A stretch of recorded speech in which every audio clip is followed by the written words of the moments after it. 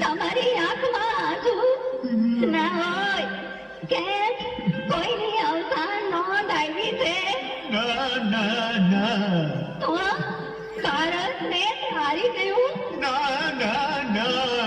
ધરતીકંપ થયો, સુનામી આવી, બોમ્બ ફૂટ્યો?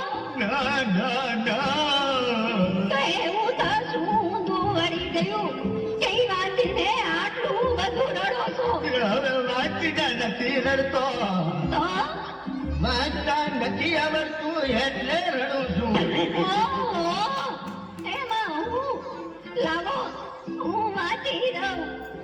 હાલે ઓય મારી મરી ગઈ.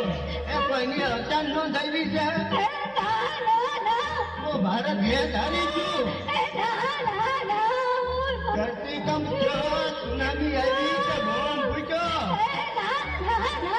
તો કઈ ભાંગી ગયું કે તૂટી ગયું? હે? શું? આ તમારી ખુશીની છે મારો પગ આવી ગયો છે. સોરી દીદી, ઓય મારી મિથ્યા છાતી નથી ને કરેલા કર્મના બદલા દેવા પડે દીદી, દેવા પડે.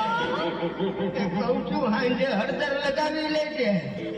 કેટલું ધ્યાન રાખે છે હે ભગવાન, આ જન્મ સુધી મને ઈજ મળે.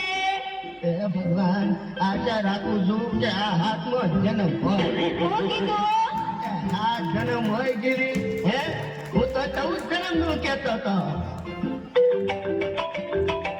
Congratulations! You have been selected to take part in our anonymous survey. Please check out. Hello, Jiva speaking. શું? હોસ્પિટલમાંથી? હા બોલો, હું વાત કરો છો? કોણ? ક્યારે? કેટલા વાગે?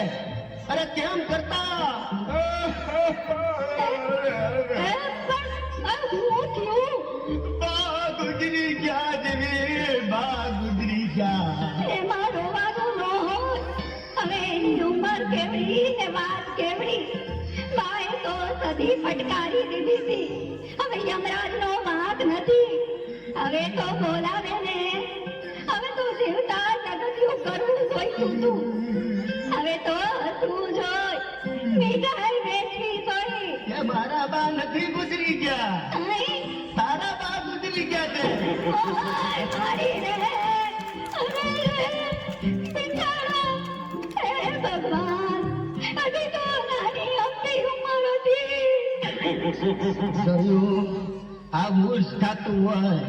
માણસને પોતાનું દુઃખ મોટું લાગે અને બીજાનું દુઃખ તો દેખાતું નથી. કુટુંબની દરેક વ્યક્તિ એકબીજાના સુખે સુખી અને દુઃખે દુઃખી થાય ને તો કુટુંબ ધરતી પરનું સ્વર્ગ બની જાય. સ્વર્ગ.